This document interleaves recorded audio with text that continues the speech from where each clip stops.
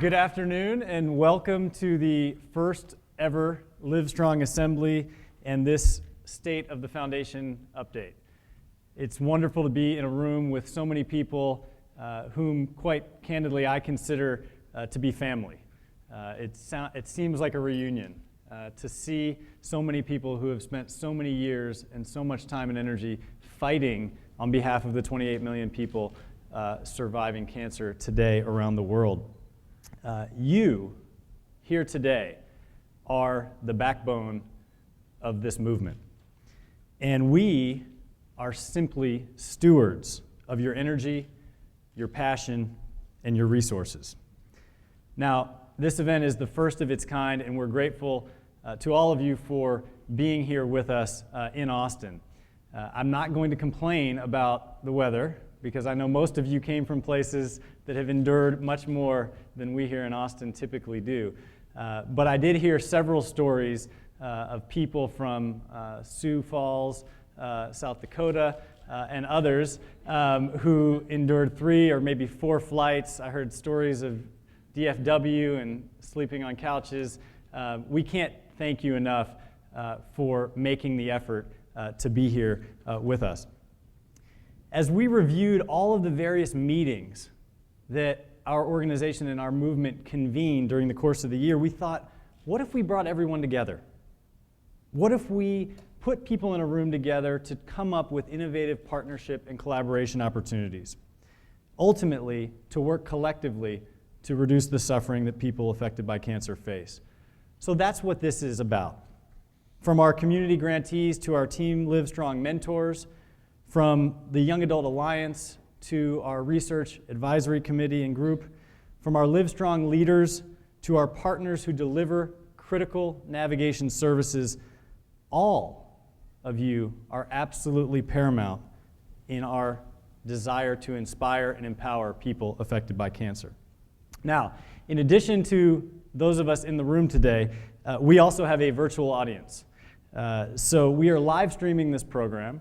And we were able to solicit and receive questions from those who couldn't be with us today. So let me just welcome everybody who's participating on the web and let you know that your participation in this movement is also extremely critical and ultimately very significant. The LiveStrong Assembly is focused on strategic planning, collaboration, and networking for the years ahead. We've always said that our mission was one that would take a prolonged attack, a precise focus, and a determined, impatient body who wanted to change the world.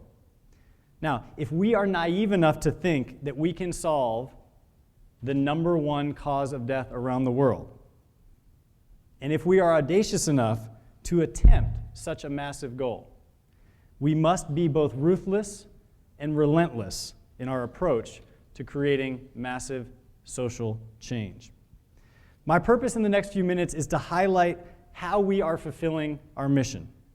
And then we'll do a deeper dive into some of the plans for the future. You saw in the video some of the history of the organization. You created that history. The people in this room made what you watched possible.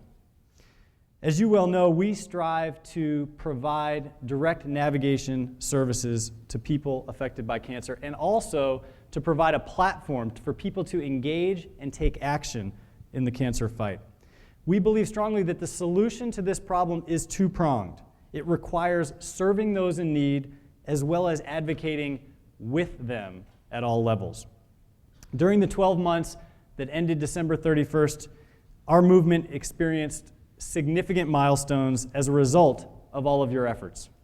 We reached more people in need through our direct navigation services while generating more support for the cause than ever before. That's right, in 2010, more than 215,000 individuals invested in our mission, allowing us to expand our programmatic offerings and directly impact the lives of more than 600,000 families facing a cancer diagnosis. Now, let me give you a few examples of our programmatic work, and I'm going to start globally, but I'm going to end up very, very locally. 2010 was a transformational year. We all witnessed for the first time cancer becoming the #1 cause of death around the world. This disease currently steals from us more than 8 million people every year. Friends, loved ones, colleagues, and neighbors. More than 8 million. I've said it before and I'll say it again, that's more than AIDS, malaria, and tuberculosis combined every single year. And following the launch of our global work in 2009, we expanded our efforts last year to combat this very fact and to show the world that our solution and our approach must not be disease-focused, but rather must be a systems approach to the public health epidemics facing our global society. We broadened our global reach at the Union for International Cancer Control World Congress in Shenzhen, China, with more than 3,200 delegates from 92 countries. They came together to share knowledge and best practices to help reduce this burden. Jointly at that meeting with our colleagues and partners at the American Cancer Society, we released the Global Economic Cost of Cancer Report. It was an unprecedented study that looked at all of the causes of death around the world from an economic perspective. And what it showed was that cancer globally costs us nearly $1 trillion every single year. We also continued to push policy issues, and we fought to establish cancer as a national priority. Successful advocacy actions included ensuring that cancer funding here in this country remained at the correct levels. It also ensured smoke-free initiatives, like the one we witnessed recently in San Antonio. And lastly, more than 400 new advocates were trained on how to share their story to ultimately improve our opportunity to reach our mission. Now, while we know that cancer has to be addressed at the highest levels, we also know that mobilizing a grassroots community is necessary. To that end, we continued to build upon this community that's been created. Our long-term success in grassroots advocacy and efforts led to a 3-tiered community building strategy. And this evolved to include educating constituents, recruiting and training local community advocates, and developing highly motivated and deeply devoted LiveStrong leaders, many of whom are here in the room today. We also launched a global anti-stigma campaign in South Africa. This pilot project was launched in an effort to combat the stigma that we know exists not only around the world, but more specifically in that country. And we'll do this by providing culturally relevant and targeted messaging, as well as training survivors on the importance of sharing their story publicly, so that others will see that surviving this disease is, in fact, possible. LiveStrong Day saw more than 1,100 supported grassroots events held in 65 countries, again with a goal to raise awareness and collective solidarity in the fight against cancer. Additionally, for the first time ever in 2010, we asked you, the community, where our community program funding should go. The LiveStrong Community Impact Project launched during the fall, and nearly 350,000 people cast their votes, leading to more than 65 organizations receiving funding to implement programs that were proven to be effective. We were able to fund more than 8 times the amount of programs that we had funded in the past through this innovative new strategy. One executive director of a newly funded program wrote to us and said, quote, "Thank you for your generous support and unprecedented leadership in raising awareness and funds for those battling cancer." 2010 also saw cancer survivorship take center stage across the country. 5 years after creating a Survivorship Centers of Excellence network, we witnessed the realization of many of that body's 5-year goals. Survivorship, you see, is now an established component of care at these network sites and has risen to a new level of recognition all across the United States. These sites are poised to share their models of care with other cancer centers and treatment facilities around the globe so that more and more survivors receive the best possible long-term care and support. Parade magazine published their first ever issue on cancer survivorship. And with a reach of 74 million people, much of the content was based on a long-term post-treatment survey that was started in 2006. In conjunction with the release of this parade issue, we also expanded the survey for all people affected by the disease. And that survey is entitled How Cancer Has Impacted Your Life. Thus far, thousands of individuals have participated, providing critical data that will fuel our future programs. At the suggestion of our Scientific Advisory Committee, we leveraged the broader LiveStrong community to try to understand the needs of survivors when it comes to electronic health information exchange. We know that this can be a confusing area where many organizations and companies and entities are investing heavily, but we wanted to understand from a survivor's perspective what was most important when it came to electronic information exchange. More than 10,000 individuals responded to this survey in a matter of days, and the results were shared at ASCO, on livestrong.org, at the Biennial Survivorship Research Conference, and by several clinical oncology journals. Our LiveStrong at School program continued to grow and reach more and more teachers and students at all grade levels across all 50 states. One teacher wrote to us and said, "Unfortunately, cancer will touch all of us sometime in our lives. Preparing children with health information that could keep them from getting cancer is a vital lesson. Helping children understand how to help a loved one who is facing cancer is a life lesson that will help my students for years to come. Perhaps one day, these programs and lessons won't be necessary. But for now, thank you for providing materials that the children can learn from." You saw it briefly mentioned in the video, but LiveStrong at the Y continued to expand, in 2010 serving more than 2,000 survivors at more than 80 Ys in more than 40 cities. One participant in this program, named Jane, a survivor, wrote to us and said, quote, "I was encouraged and supported to exercise safely at the rate and intensity that was right for my status in treatment. I came in feeling terrible, and I left feeling energized. My strength and stamina increased.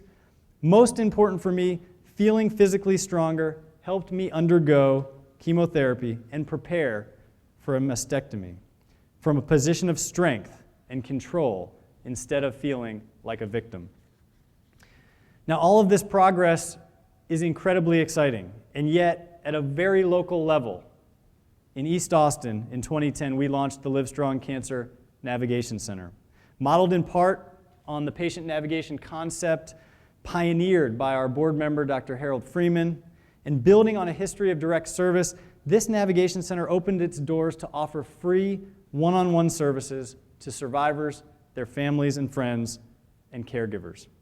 For the first time in our history, we are now providing direct, in-person, one-on-one navigation support. Now let me tell you a few of the comments we've received from those who've been served thus far. One client recalled her experience, and I quote, "I prayed for a miracle, and I got it. When I say my prayers tonight, I will thank God for Sarah at the foundation." She is referring to me to one of the foundation's local partners. It's a group that helps people like me who need things like mammograms and ultrasounds and who have no health insurance. First things first, get the tests done. If it shows further care is needed, I will cross that bridge if and when I need to. Thing is, I will know I do not need to cross it alone. Another client recently served said this, "Absolutely the most positive and beneficial service I experienced was being put in touch with the Fertile Hope program. I was able to qualify and participate in fertility preservation before beginning chemotherapy for my breast cancer. This was amazing and was by far the most helpful part of my treatment experience thus far." And yet a third person served by the center told us this, "I have found the LiveStrong program to be the single biggest source of information and help I have seen for my issue. I received info on clinical trials, financial support, and emotional support for myself and for my family. Even though I was a little hard to get a hold of at times because of my treatment, the staff continually and constantly followed up with phone calls to make sure I got what I needed. I cannot thank everyone at the organization enough. I no longer feel so alone in my journey. You see, thank you notes and the letters of deep appreciation, like the ones I've just read, are for all of you. For you have made this possible. The work that you do is instrumental. And my colleagues and I are simply conduits. We are simply servant leaders in the movement to ultimately end the suffering and death that this disease causes. Now, 2010 was a momentous year on many fronts, but we also know all too well that this disease continues to claim the lives of so many of our friends and loved ones. So to that end, and before we begin the interactive part of our program, I want to ask everyone to take a moment and pause. Think about someone you know who unfortunately left us this past year as a result of their struggle with this disease. Let us pause for a moment of silence to remember and ultimately to honor their lives, for it is with them in our hearts and in our thoughts that we continue to fight.